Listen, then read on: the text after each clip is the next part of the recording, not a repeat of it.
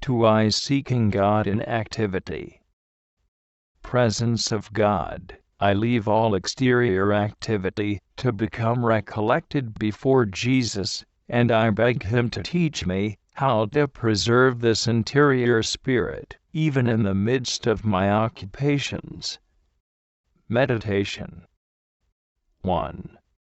St. John of the Cross teaches the soul that would attain quickly to holy recollection, never undertake anything, however good and full of charity it may seem, without being ordered by obedience. P.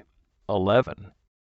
In this way one is certain of acting solely according to the will of God, and God's will cannot permit the duties which it requires of us, even though they are absorbing and disturbing, to become a hindrance to the recollection of the soul in Him.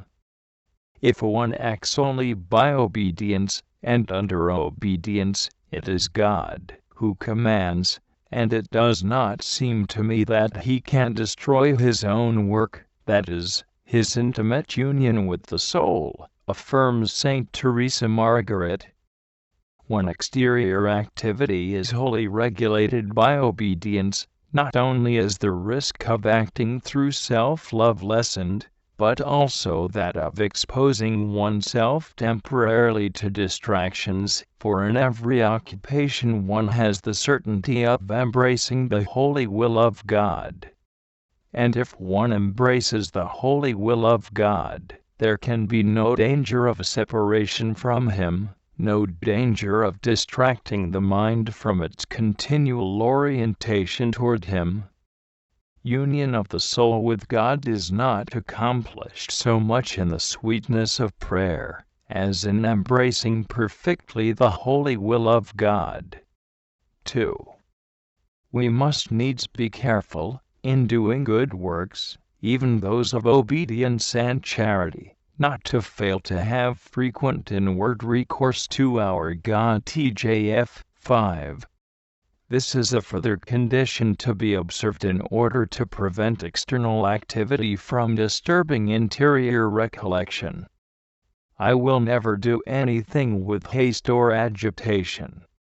This was the constant resolution of Saint Teresa Margaret, who, in the midst of a surprising amount of activity, always maintained a peaceful, calm attitude, which showed her perfect self-control in each one of her actions. SP. Such an attitude implies keeping complete control of oneself and of one's activity, so as to avoid the danger of being dominated and carried away by this activity.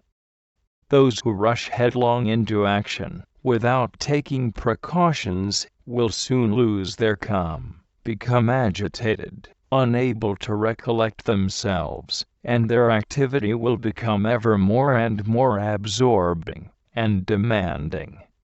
Jesus chided Martha, not because she gave herself to activity, but because she was too anxious about it. Martha, Martha, thou art careful, and art troubled about many things. Luke 10:41. God wants activity, but not anxiety, for even in activity, the soul should attend to the one thing necessary, that is, union with Him. Therefore, as soon as a soul perceives that it is beginning to lose its interior calm, it should interrupt its work, if possible, at least for an instant, and retire into its interior with God. These brief moments of pause, frequently repeated, will accustom it, little by little, to keep calm and recollected in God, even in the most absorbing activity. Colloquy. O Lord, here at your feet, in the light of your divine presence, I wish to examine my occupations sincerely, to find out if they are really all regulated by holy obedience. You have made me understand that when I act solely on my own initiative, with no real motive of obedience or charity, my actions can very easily draw me away from you, I am drawn away, either because I occupy an activity that time which I ought to dedicate to prayer, or because in doing what pleases me, I often do nothing but follow my self-love, my natural tendency toward activity, my own ideas, my own will. In these cases, I am united not to your will, but to mine, not to you, but to my self-love. O my God, I beseech you, free me from such great danger. To weary myself, to suffer in order to do your will, to unite myself to you. Yes, with your help I wish to do this always, O Lord. But to weary myself, and to suffer in order to do my own will, would be truly foolish, and all the more so because my soul would pay dearly for it.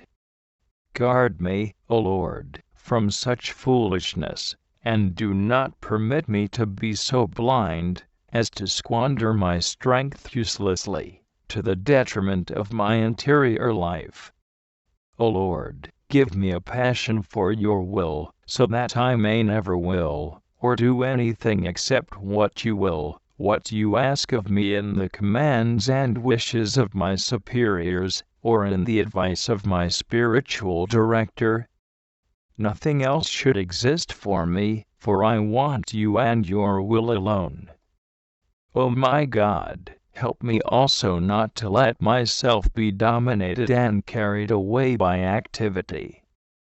Help me, O peaceful one, to keep myself always calm and recollected, always at peace in your presence, even in the midst of the most intense activity. This continual calm and interior peace alone will permit me to gather all the powers of my soul, and to keep them fixed on you, despite the many demands of exterior activity. O my Jesus, is not this what you meant to say when you spoke to Magdalene about the one thing necessary? How well this great saint understood! Illumined by the light of faith, she recognized her God beneath the veil of his humanity, and in silence, and in the union of her powers, she listened to his word. She could chant, "My soul is always in my hands," and also that little word "I knew not." Yes, she knew nothing but you, my God. No matter what noise or disturbance went on around her, nesqui. She could have accusations made against her, nescivi. Etiz. too. Even when she was obliged to leave your adorable feet, to perform some task, her heart remained fixed on you. And after she had finally found you risen again, she had to leave you, at your command, to run to announce your resurrection to the apostles, but her soul remained established in an attitude of profound calm, recollected and concentrated upon you. With your help, may I too so live,